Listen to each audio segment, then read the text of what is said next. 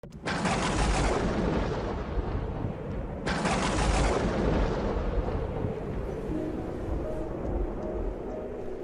ce temps-là, Jésus marchant vers Jérusalem, traversait la région située entre la Samarie et la Galilée. Comme il entrait dans un village, 10 lépreux vinrent à sa rencontre. Ils s'arrêtèrent à distance et lui crièrent: Jésus, Maître, prends pitié de nous. À cette vue, Jésus leur dit: Allez vous montrer aux prêtres. En cours de route, ils furent purifiés. L'un d'eux, voyant qu'il était guéri, revint sur ses pas en glorifiant Dieu à pleine voix. Il se jeta face contre terre aux pieds de Jésus en lui rendant grâce. Or, c'était un Samaritain.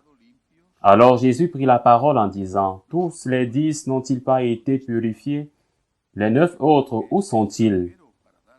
Il ne s'est trouvé parmi eux que cet étranger pour revenir sur ses pas et rendre gloire à Dieu. Jésus lui dit: Relève-toi et va, ta foi t'a sauvé. Acclamons la parole de Dieu.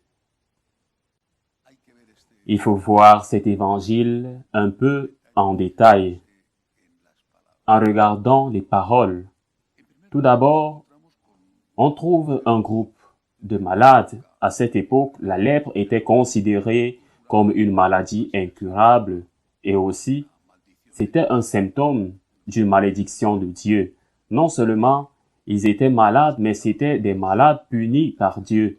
Dans la mentalité de l'époque, mais ces gens sont respectueux.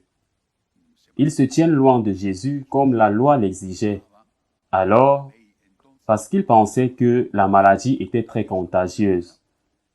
Mais en plus, ces gens avaient la foi. Jésus, Maître, aie pitié de nous. Ils avaient la foi. Je ne sais pas si c'était la foi en la divinité du Christ, mais ils avaient la foi dans le fait qu'il était un maître qui enseignait correctement.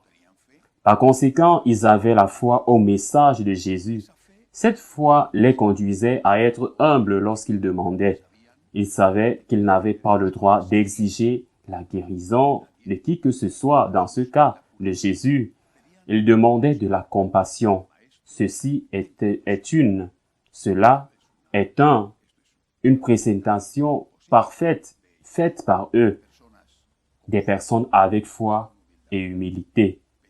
Ils ont humblement demandé et eu foi que le Christ, qu'ils reconnaissent comme un maître, comme quelqu'un de plein de sagesse, que le Christ pouvait les guérir. Le Seigneur les a guéris. Allez vous présenter aux prêtres parce que c'était ce que devraient faire les lépreux quand ils étaient guéris, afin que le prêtre délivre un certificat qui certifiait leur guérison et pouvait reprendre une vie normale. Pendant qu'ils étaient en chemin, dit l'Évangile, ils furent tous purifiés. Mais un seul d'entre eux retourna rendre grâce. Un seul parmi toutes ces personnes qui avaient la foi et l'humilité. Et pourtant, un seul d'entre eux est une personne reconnaissante. Mais peut-être que la chose la plus intéressante vient ensuite.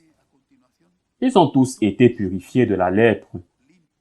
Et pourtant, Jésus seul, celui-là qui a rendu grâce, seulement à celui-ci, il dit: ta foi t'a sauvé. Premièrement, ayez tous la foi comme eux et l'humilité de demander. Deuxièmement, tous ont été guéris.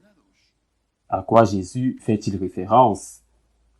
Ceux qui ne sont pas revenus remercier, leur reviendra la lèpre et donc la guérison du cœur a été incomplète ou a été temporaire. Il se réfère sûrement à autre chose, que le salut est celle qui vient d'une foi reconnaissante. Seule, donc, l'action de grâce qui est une conséquence de la vraie foi. Seule l'action de grâce nous sauve. où seule l'action de grâce permet à Dieu de nous donner, de nous sauver. Seule la gratitude permet à Dieu de faire de chacun de nous un salut complet. Vous allez chez le médecin. Bref, les choses tournent mal. Alors, vous demandez de l'aide à Dieu. Le Seigneur fait le miracle de vous guérir. Le médecin lui-même est surpris.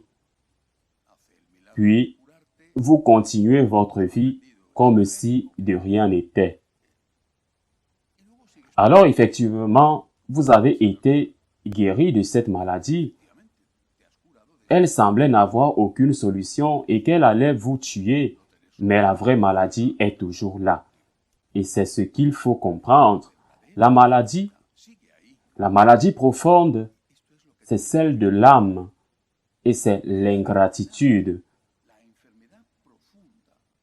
Le manque de gratitude. Cette personne ingrate, dans le cas du Christ, qui l'a guéri de la lèpre, qui lui a rendu la vie, non seulement sa santé, mais aussi sa vie sociale, qui a permis que, malade, il soit à nouveau avec sa famille, avec son travail, à la maison. Cet ingrat, qui, après un si énorme miracle, n'est pas capable de rendre grâce, cet ingrat est toujours malade. Dieu lui a donné l'occasion de rendre grâce parce que la faveur qu'il a reçue a été extraordinaire.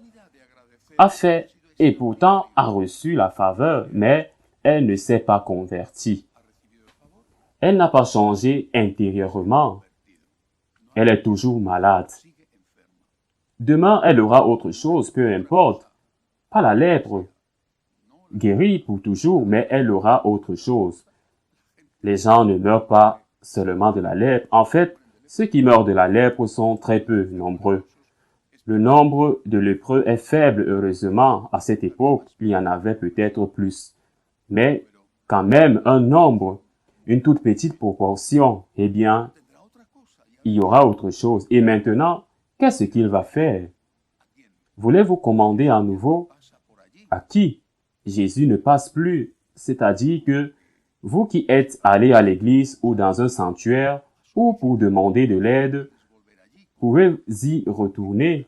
Avec quel visage vous présentez-vous devant Dieu pour lui dire de vous aider alors qu'en tant d'occasion, il vous a déjà aidé et vous n'avez pas montré votre reconnaissance au Seigneur et non seulement avec la courtoisie de bonnes paroles, mais avec des actes de vraie gratitude. Votre ingratitude est la vraie maladie. Et cette maladie que le Seigneur a essayé de guérir en vous, donnant l'un et l'autre et un autre don, une faveur extraordinaire que vous n'avez pas voulu accepter. Tu as profité du don, tu l'as utilisé, mais tu n'as pas voulu guérir la maladie profonde. Réfléchissons-y. Sommes-nous ingrats? Nous sommes malades. Nous détruirons tout ce que nous avons si nous sommes ingrats. Nous éloignerons de nous les gens, même ceux qui nous aiment, parce qu'ils se fatigueront. Il viendra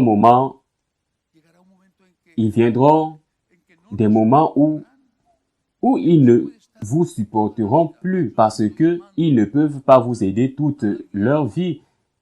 Et aimer endurer quelqu'un qui est comme une éponge, qui absorbe tout mais ne donne rien.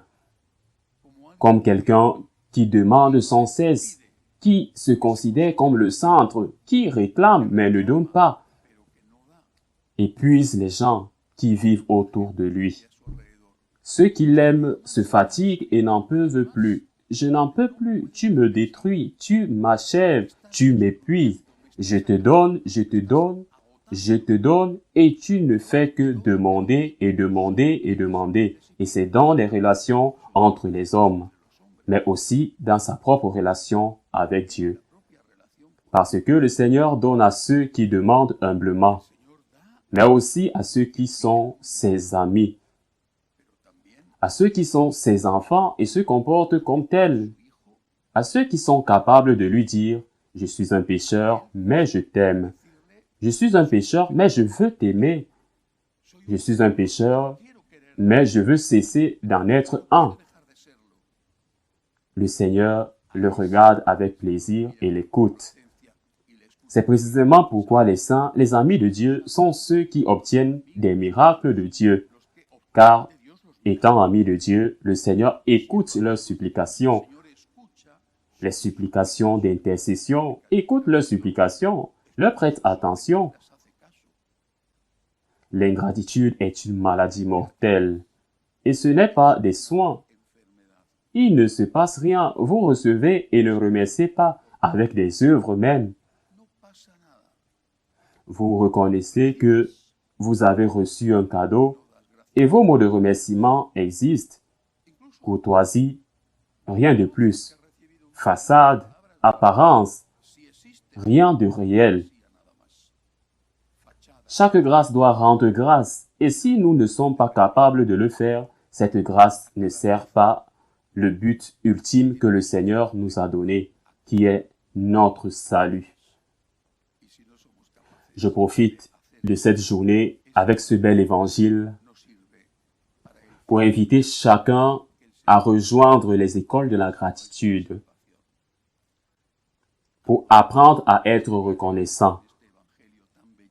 Si on ne rend pas grâce, on est mort. Si on ne rend pas grâce, on se fatigue. On fatigue ceux qui nous aiment. Si nous ne rendons pas grâce, nous offensons Dieu. Mais il faut l'apprendre, peut-être certains l'ont instinctivement, naturellement. Et je parle de remerciement par les actes. Pas seulement de remercier pour la courtoisie et les paroles, mais même ceci. Et ne disons pas ceux qui sont ingrats, égoïstes. Même tout le monde a besoin, il faut apprendre à remercier. Nous, franciscains de Marie, avons créé des écoles de gratitude. Et nous les avons créées pour cette raison, parce que nous considérons que la gratitude est le cœur de l'Évangile et que seule la gratitude est le signe de la vraie conversion. Sans gratitude, il n'y a pas de salut. Sans gratitude, la coexistence, la vie ensemble, l'amour qu'ils ont pour nous se termine, s'épuise, se brise. J'invite tout le monde sans exception à rejoindre une école de gratitude. Nous avons des centaines d'écoles de gratitude dans de nombreux pays du monde. Déjà en espagnol, en anglais, en français, en italien. Il y a une vraie possibilité. Facile, le jour de la semaine que tu veux. Le moment de la semaine que tu veux. Quand ça te convient mieux, 1 heure par semaine quand tu veux, à la maison. Le problème n'est pas que tu n'aies pas 1 heure. Le problème est que tu ne dois pas cesser de remercier. En d'autres termes, que vous ne voulez pas vous sauver, que vous voulez utiliser Dieu, mais vous ne voulez rien donner à Dieu. Et de même avec lui, même votre voisin, celui qui veut rejoindre une école de remerciement, écrivez-nous, nous trouverons sûrement une possibilité 1 jour et 1 heure par semaine. Cette personne n'a besoin de rien d'autre. Écrivez à notre email de requête. Écrivez-nous, le Seigneur veut nous sauver jusqu'à ce que nous soyons reconnaissants. Le salut de Dieu ne nous sera pas parvenu parce que nous ne l'aurons pas quitté. Ainsi soit-il.